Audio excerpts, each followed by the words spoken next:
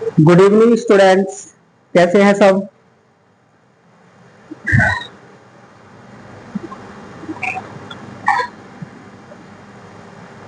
तो हमारा टॉपिक चला था साइंस में तीसरे चैप्टर का। आज हम पढ़ाएंगे आपको अधातु। धातु हमने कंप्लीट कर लिया था।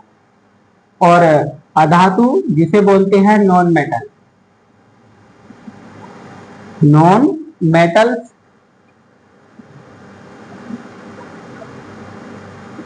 यह है नॉन मेटल अधातु।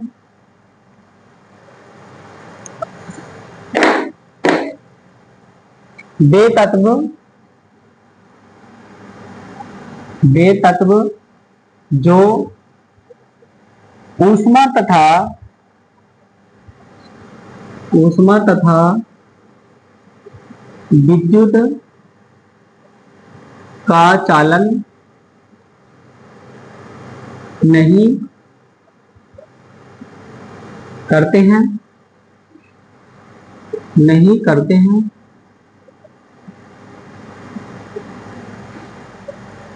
विद्युत तथा ऊष्मा का चालन नहीं करते हैं, अधातु कहलाते हैं।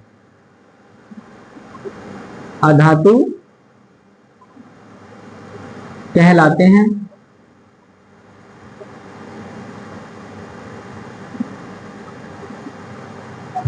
अधातु कहलाते हैं। यह वे तत्व जो, अथवा करके इसकी डेफिनेशन दूसरी भी लिख सकते हैं। अथवा करके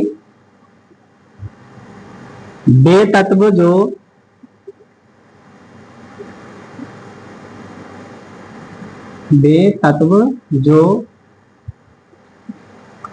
इलेक्ट्रॉन ग्रहण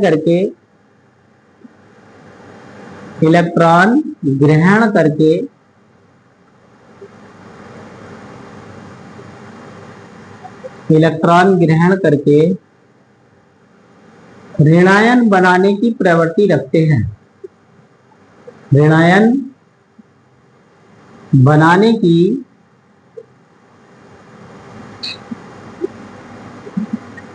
प्रवृत्ति रखते हैं, अधातु कहलाते हैं। अधातु कहलाते हैं।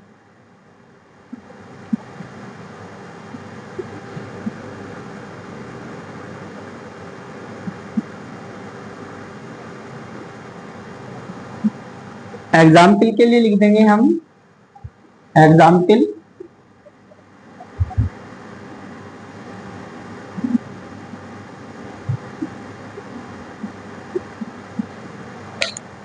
जैसे कि कार्बन है, नाइट्रोजन है, सल्फर है। Carbon C, nitrogen N, sulphur है एस आदि।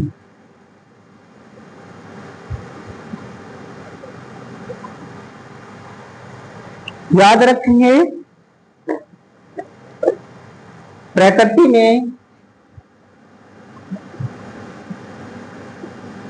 प्रकृति में ज्ञात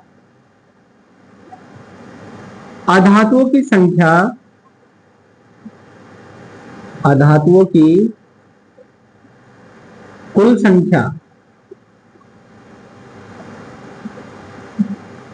22 यानी कि 22 है,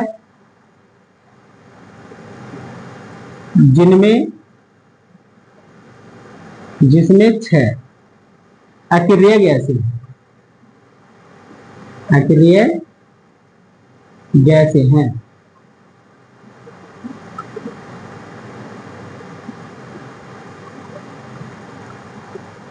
तो कितने बचेंगे? 16 धातुएं हैं ओनली।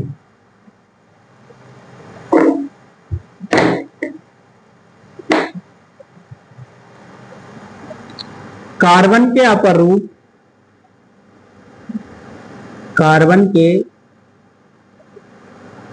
रूप हीरा, ग्रेफाइट, और फ्लोरीन फ्लोरीन भी अधातुओं के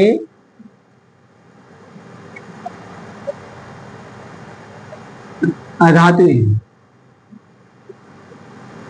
अधातुओं के घटक हैं या अधातु।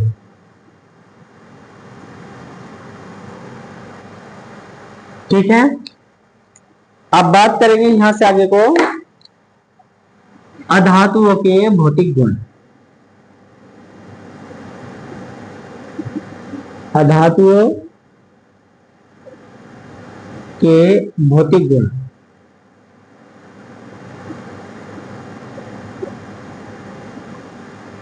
भौतिक गुण सबसे पहले नंबर 1, धातुओं में व अधातुओं में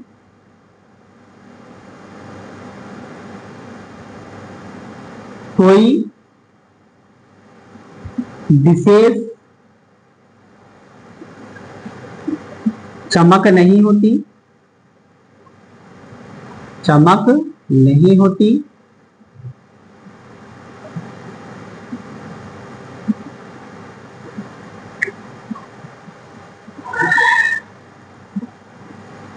नंबर 2, अधातुओं में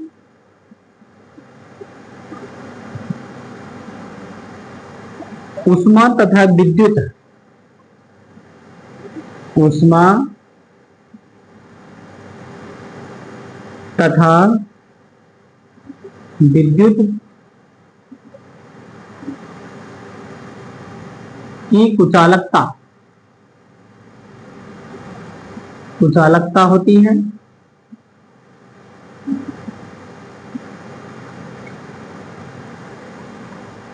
नंबर 4,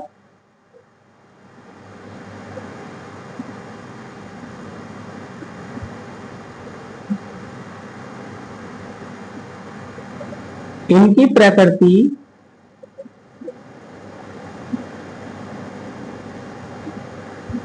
प्रकृति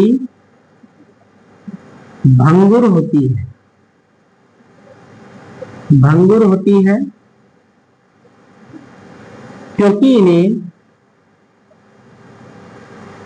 क्योंकि इन्हें चादरों के रूप में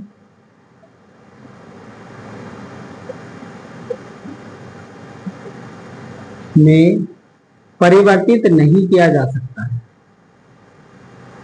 परिवर्तित नहीं किया जा सकता है।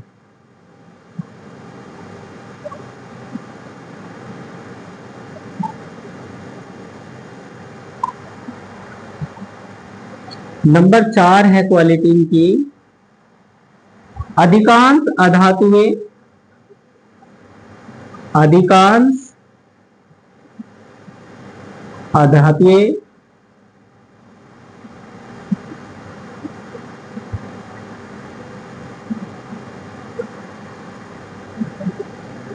मृदु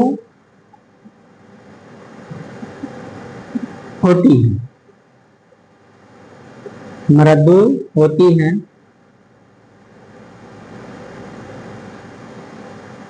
नंबर 5 है, इनमें तन्यता का गुण नहीं पाया जाता है। इनमें तन्यता का गुण नहीं पाया जाता है, पाया जाता है। नोट कर लीजिए, स्क्रीनशॉट ले लीजिए इसका।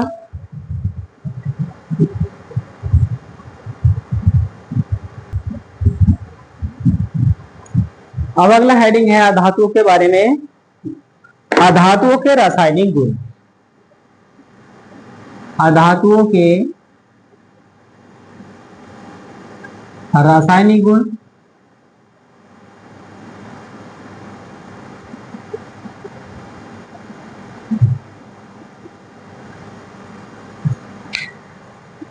नंबर एक गुण है इसका अधातुओं की ऑक्सीजन से अभिक्रिया। अधातुओं की ऑक्सीजन से अभिक्रिया।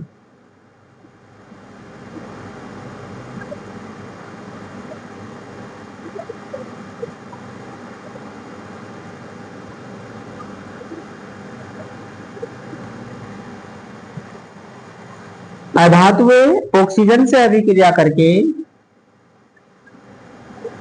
अधातु ऑक्साइड निर्मित करती है। अधातुएं ऑक्सीजन से अभिक्रिया करके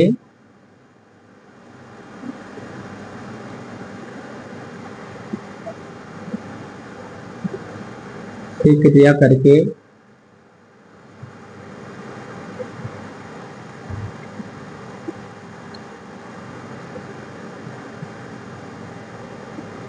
ऑक्साइड निर्मित करती हैं।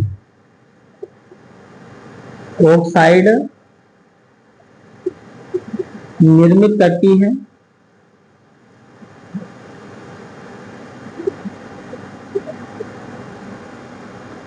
जिनकी प्रकृति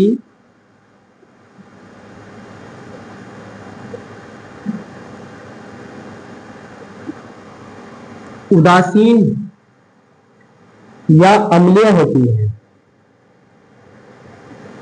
उदासीन या अम्लीय होती है।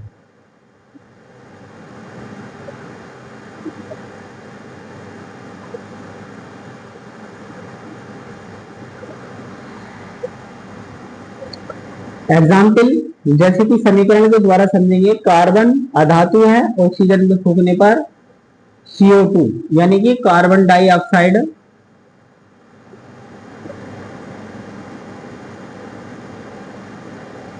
और ये हो जाएगा ऑक्सीजन।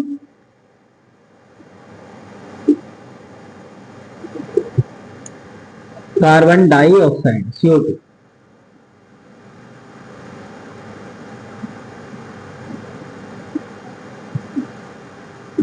इसकी प्रकृति है अम्लीय, यह अम्लीय प्राप्त होगा। और इसी प्रकार से हम चाहे तो सल्फर की कर देंगे। नाइट्रोजन की,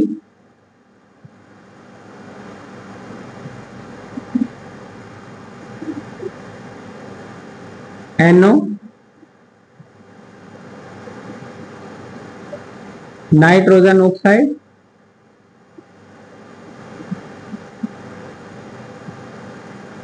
ऑक्साइड।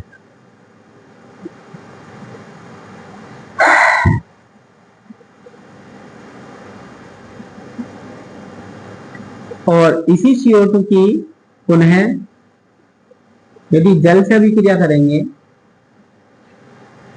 तो हाइड्रोजन कार्बोनेट का निर्माण करेंगे जो कि कार्बोनिल अम्ल है।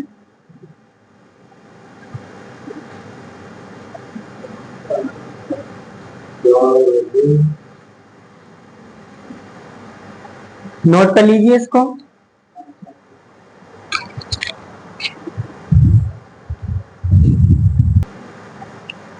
तो आइए अगला हेडिंग है अधातुओं की जल से अभिक्रिया।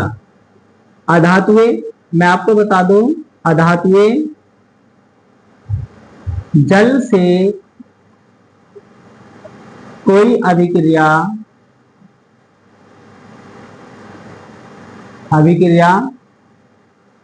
प्रदर्शित नहीं करती हैं। प्रदर्शित नहीं करती हैं। ठीक है। इसके बाद अधातुओं की हम क्लोरीन से अभिक्रिया करेंगे। अधातुओं की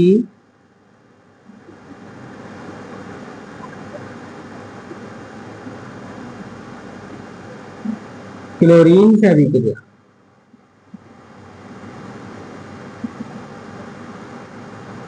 अधातुओं की क्लोरीन से अभिक्रिया। अधातुएं क्लोरीन से अभिक्रिया करके, अधातुए क्लोरीन से अभिक्रिया द्वारा, अधातुए क्लोरीन से अभिक्रिया द्वारा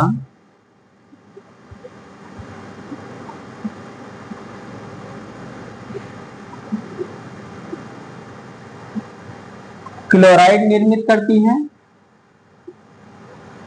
क्लोराइड निर्मित करती है।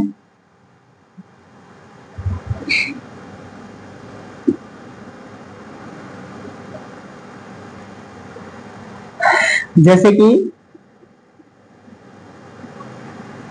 हम बात करेंगे फास्फोरस, Cl2 के साथ, तो ये बनेगा PCl3, PCl3। फास्फोरस का सूत्र होता है ये, फास्फोरस है ना, ये है क्लोरीन। संतुलित है ये, नहीं है तो संतुलित करो। पी के यहां पर 4 है तो हमने 4 करेंगे, और 4 तो बाद में हो जाएंगे, क्लोरीन के पूरे करेंगे यहां से। तो क्लोरीन के यहां पर अगर मैंने गुणा करी 4, 4 तिया 12, तो 12 क्लोरीन के हो गए। तो यहाँ पे 6 से करेंगे, 6 दूनी 12, 4 पी फास्फोरस कंप्लीट हो गए। और इसका चौथा गुण है हाइड्रोजन की, अधातु की हाइड्रोजन से अभिक्रिया।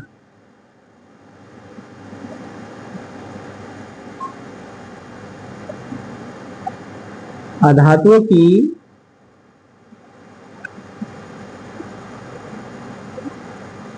हाइड्रोजन से अभिक्रिया।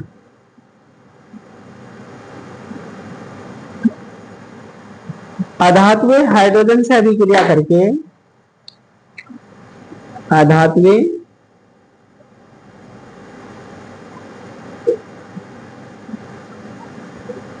हाइड्रोजन से अभिक्रिया करके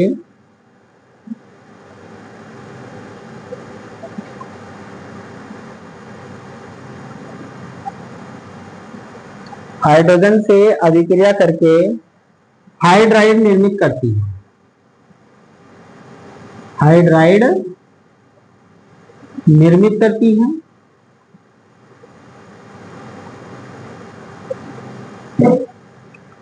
जैसे कि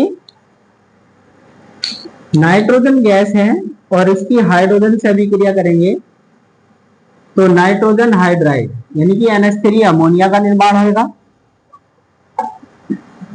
संतुलित कर लेंगे, 3 दूनी 6, यहाँ पर 2 कर लेंगे और ये पूरे पूरे हो गए। इसके अलावा जैसे कि कार्बन की हाइड्रोजन से अभिक्रिया करेंगे तो कार्बन हाइड्राइड यानी कि मीथेन गैस बनेगी, इसे मीथेन बनाएंगे, और ये है अमोनिया। यहां पर पूरे करने के लिए इसमें 2 लगा देंगे। नोट कर लीजिए, आपका इस प्रकार से अधातु टॉपिक जो ये भी समाप्त हो गया है। और अब बात करेंगे, अगला हेडिंग जो रहेगा अधातु एवं वो धातु एवं अधातुओं के बीच संबंध, अभिक्रियाओं की बात करेंगे उनमें।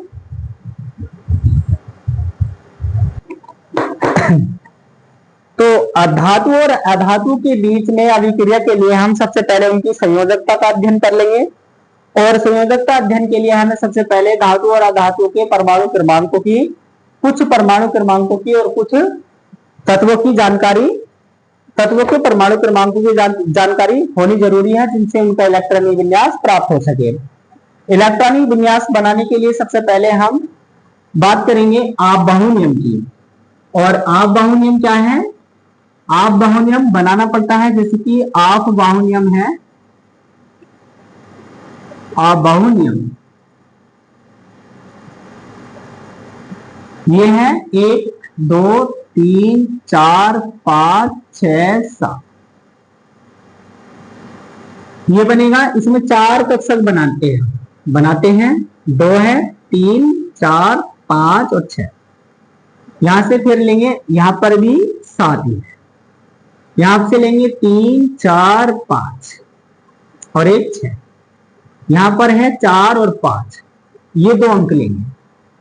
इसका पहला जो है वो S पर है, वो P पर है, ये D पर है और ये वाला है F का।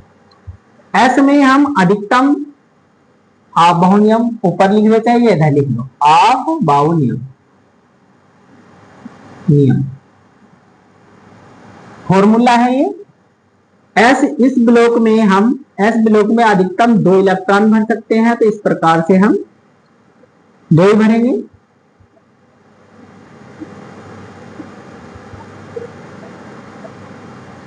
और इसमें भरेंगे अधिकतम 6 होते हैं और इसमें होते हैं 10 और इसमें होते हैं 14। तो P6 और P6 और P6 ये होगा 3D10 D10 और 3D10। ये है F14 और F14। तो इस कक्षक की बात करेंगे हम, इसमें अष्टक यानी कि 2 का होता है। दूसरे में बात करेंगे तो यहां पर 8 होएगा, 8। और इसमें बात करेंगे तो 18, 10 6 16 और 2 18 की बात करेंगे। इसमें करेंगे तो 32 और इसमें भी करेंगे तो 32, ये फिर दोबारा से पुनः 18 हो जाएगा, ये 8 होगा। इस प्रकार से इलेक्ट्रॉनिक विन्यास अपने अष्टक पूरा करने के लिए इलेक्ट्रॉनिक विन्यास का जो निर्माण होगा,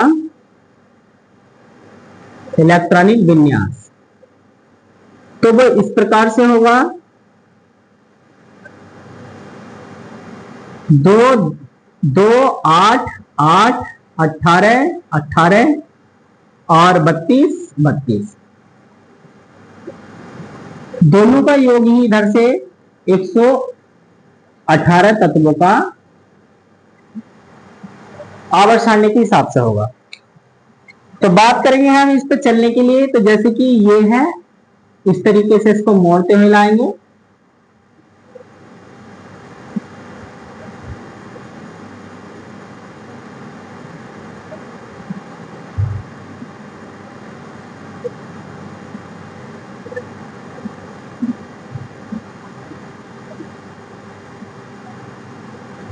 ये इसका इलेक्ट्रॉनिक विन्यास बनेगा और इलेक्ट्रॉनिक विन्यास का ये अष्टक है।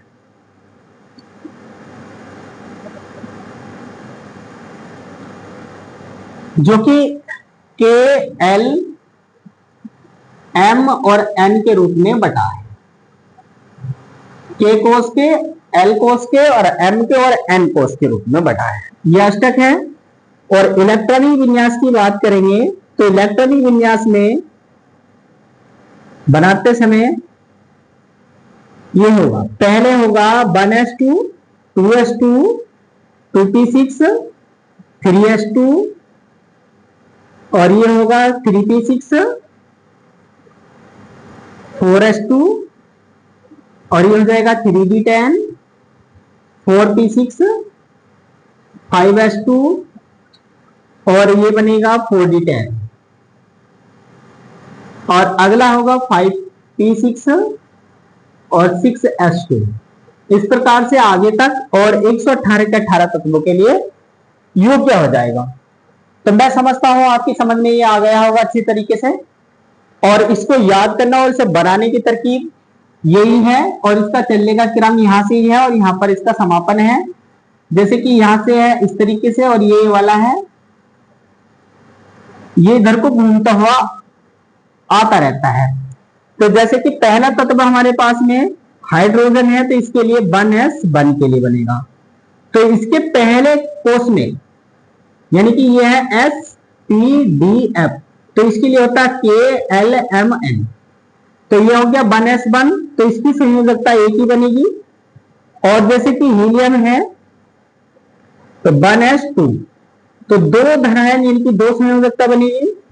लिथियम Li 3 है तो 1s2 2s1, इसकी संयोजकता भी 1 बनेगी और इसका अष्टक भी 2 का बनेगा। इस प्रकार से हमें 30 परमाणु क्रमांक तक बनाना है। और सबसे पहले हम इसमें 30 के 30 या 118 तत्वों का नहीं बनाएंगे, हम बात करेंगे कुछ उत्कृष्ट गैसों की और कुछ धातुओं की और कुछ अधातुओं के लिए। ठीक है, तो आज के लिए इतना ही काफी, बाकी कल मिलते हैं आपके साथ और अगली क्लास में मिलेंगे इलेक्ट्रॉनिक विन्यास के साथ में, जिसमें धातुओं की और अधातुओं की अभिक्रिया एक साथ करी जाएगी। तो लगे रहिए वीडियो में, आने वाली क्लास में बहुत इंटरेस्ट आने वाला है और आपको मैं आशा करता हूं कि आपके बहुत अच्छे मार्क्स भी आ जाएंगे। ये समझने के लिए आप वीडियो को लगातार देखते रहिए।